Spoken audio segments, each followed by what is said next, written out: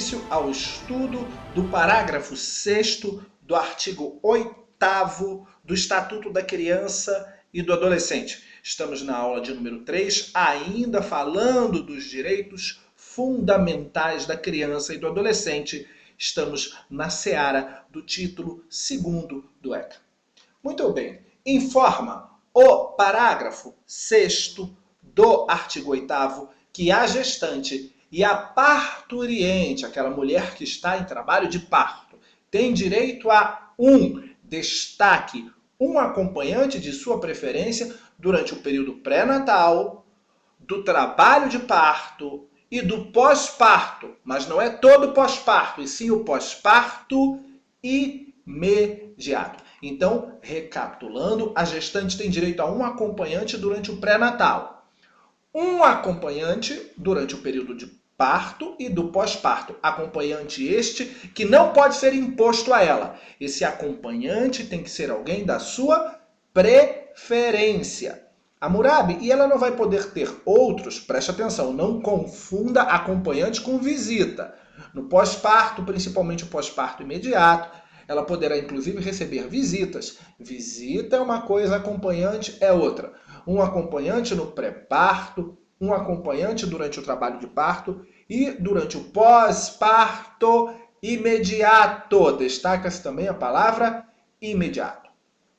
Dando sequência, vamos ao artigo 8º, parágrafo 7º, que informa que a gestante deverá receber orientação sobre aleitamento materno, orientação sobre alimentação complementar saudável, orientação sobre crescimento e desenvolvimento infantil, orientação, bem como sobre outras formas de favorecer a criação de vínculos afetivos e de estimular o desenvolvimento integral da criança. Então, a gestante receberá uma série de orientações durante o período pré-natal e durante o período pós-natal. Orientações a respeito de aleitamento materno, orientações a respeito da alimentação complementar, não só dela, como da criança, sobre crescimento e desenvolvimento saudável, orientação sobre como fortalecer e desenvolver vínculos de natureza afetiva e orientações a respeito do desenvolvimento integral daquela criança. Então, são 5 os grupos de orientações ao qual a gestante terá direito durante o seu período pré-natal e pós-natal. Dando continuidade ainda no artigo 8º, vamos ao parágrafo 8º, que informa que a gestante tem direito a acompanhamento saudável durante toda a gestação e a parto natural cuidadoso, estabelecendo-se a aplicação de cesariana e outras intervenções cirúrgicas por motivos médicos. Então, vamos destrinchar esse parágrafo 8º, destacando que a gestante, que está no topo do meu gráfico, ela tem direito a um acompanhamento saudável durante o período pré-natal. Lembrando que, nesse período, ela também tem direito a um acompanhante. E ela tem direito a um parto natural cuidadoso. Esse parto natural só deixará de ser um parto natural, isto é, vai virar uma cesariana ou vai sofrer algum outro tipo de intervenção médica em virtude de uma determinação médica. Isso é, só o médico pode, levando em conta os riscos de uma gravidez, tirar a mulher da condição de um parto natural cuidadoso e fazer com que ela venha fazer uma cesariana. Isto é, em regra, segundo o Estatuto da Criança e do Adolescente, a mulher não pode optar por uma cesariana, simplesmente. Sair do parto natural, eu não quero parto natural, prefiro uma cesariana. Esse direito de escolha não pertence mais a ela. Ela só vai sair da condição de um parto natural cuidadoso para uma cesariana ou sofrer uma outra intervenção cirúrgica se o médico assim o entender necessário e não por mera escolha. Continuando, vamos para o artigo 9º. A atenção primária à saúde, só lembrando que a atenção primária à saúde é aquela prestada nos níveis mais básicos da hierarquia do Sistema Único de Saúde, a exemplo dos postos de saúde. Então, a atenção primária à saúde fará a busca ativa da gestante que não iniciar ou que abandonar as consultas de pré-natal, bem como da puerpera que não comparecer às consultas pós-parto. Essa também é uma novidade introduzida pela Lei 13.257 do ano de 2016. Hammurabi, então, o poder público vai buscar a gestante que não iniciou o pré-natal? O poder público vai buscar a puerpera que deveria comparecer a consultas pós-parto e não compareceu? O poder público vai ir atrás, através da assistência social, daquela que começou as consultas de pré-natal e abandonou? Sim, vai. Vai para punir Hammurabi? Certamente que não. Ele vai para prestar apoio, para estender a mão, para saber por que aquela mulher, aquela gestante, não iniciou o trabalho pré-natal, as consultas, ou iniciou e abandonou, para que, através das políticas sociais públicas que integram o Sistema Único de Saúde, ele possa dar apoio àquela gestante para que ela possa voltar a fazer o pré-natal, ou iniciá-lo se não iniciou, e possa comparecer às consultas que são necessárias no sistema primário após o parto, para ter inclusive acompanhamento psicológico a fim de minorar os efeitos do estado puerperal, como já foi estudado em aula anterior. Dando sequência, estamos no parágrafo 10, que diz que incumbe ao poder público, destaque a palavra poder público, essa atribuição não é do SUS, cuidado! Cuidado para não confundir uma atribuição que é do poder público com uma atribuição que é do SUS. São searas e esferas competentes diferentes, principalmente para fins de concurso público. Onde houver uma incumbência do poder público, não pode o candidato dizer que ela é do SUS. E onde houver uma incumbência que é do SUS, não pode o candidato a uma vaga no serviço público dizer que ela é do poder público necessariamente. A explicação técnica para isso é que ela é desnecessária. Nesse momento, o que cabe a você saber é que essa incumbência é do poder público e não necessariamente do SUS.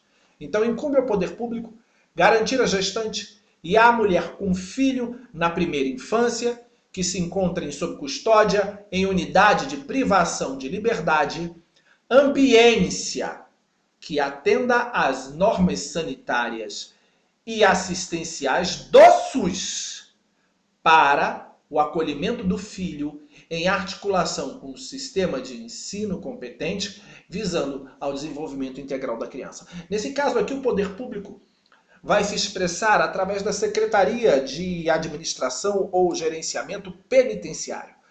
A Secretaria de Administração Penitenciária deve proporcionar uma infraestrutura que atenda às normas sanitárias e assistenciais que foram fixadas pelo Sistema Único de Saúde para assegurar àquela mulher que está cumprindo uma medida de privação de liberdade e que teve bebê e que está com o bebê ali na primeira infância, um ambiente saudável, um ambiente que proporcione o crescimento e o desenvolvimento no período inicial da criança com segurança, com saúde, com higiene. Veja aí, por exemplo, eu coloquei uma foto ilustrativa, onde você tem uma unidade penitenciária e um espaço apropriado para aquelas mães que estão cumprindo medida privativa de liberdade poderem dar assistência a seus filhos dentro do sistema carcerário.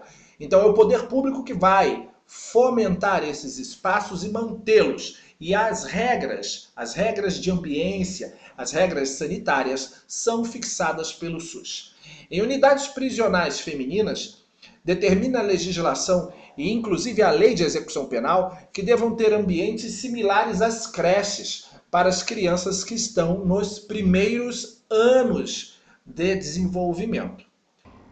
Bem, a título de novidade, no ano de 2019 foi introduzido o artigo 8º-A. Isso mesmo, além do artigo 8º, agora temos no ECA o artigo 8º-A, que diz que fica fica instituída a Semana Nacional de Prevenção da Gravidez na Adolescência, a ser realizada anualmente.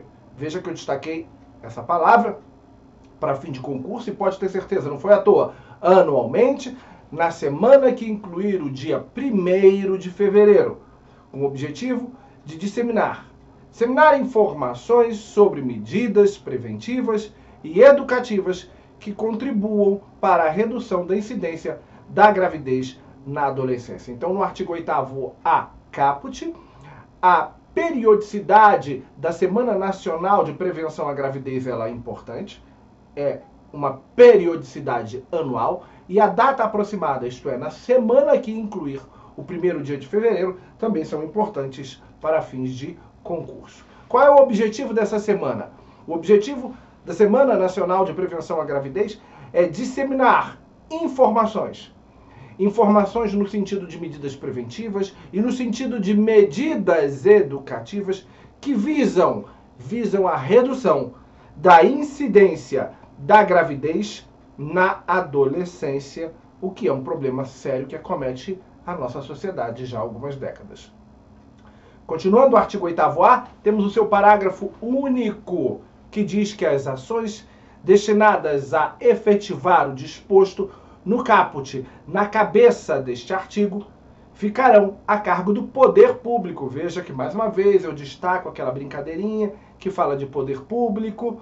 Então, frise bem que é o poder público que vai efetuar estas ações, em conjunto com organizações da sociedade civil, e serão dirigidas prioritariamente, cuidado, é prioritariamente e não exclusivamente.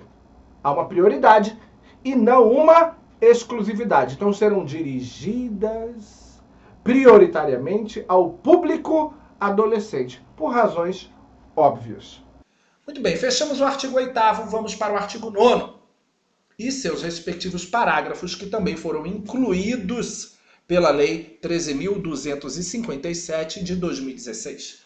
Diz o artigo 9º que o poder público, as instituições e os empregadores propiciarão condições adequadas ao aleitamento materno, inclusive aos filhos de mães submetidas à medida privativa de liberdade. O artigo 9º é um artigo praticamente autoexplicável. Vamos agora ao seu parágrafo 1º.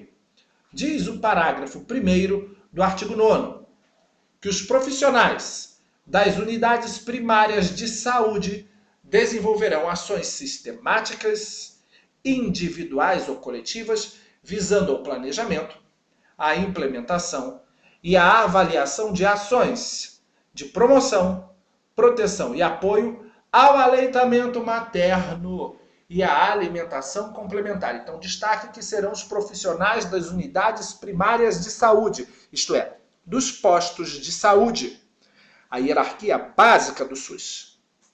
Eles vão proporcionar condições para promoção, proteção e apoio ao aleitamento materno e à alimentação complementar saudável de forma contínua. Então, unidades primárias de saúde proporcionando promoção, proteção e apoio ao aleitamento materno e à alimentação complementar. Seguindo o artigo 9º, temos o seu parágrafo 2º e último desta aula, que informa que os serviços de unidades de terapia intensiva neonatal deverão dispor de um banco de leite humano ou não precisa ser os dois, unidade de coleta de leite humano. Então, cuidado com as regras do parágrafo 2º do artigo 9º. Por quê? Temos duas observações aqui que são ótimas para uma prova de concurso. A primeira é que esses serviços de unidade de terapia intensiva neonatal, eles devem dispor. Não quer dizer que eles podem, não é facultativo, é obrigatório. Eles devem ter ou um banco de leite humano, ou uma unidade de coleta de leite humano. Se puder ter os dois, ótimo.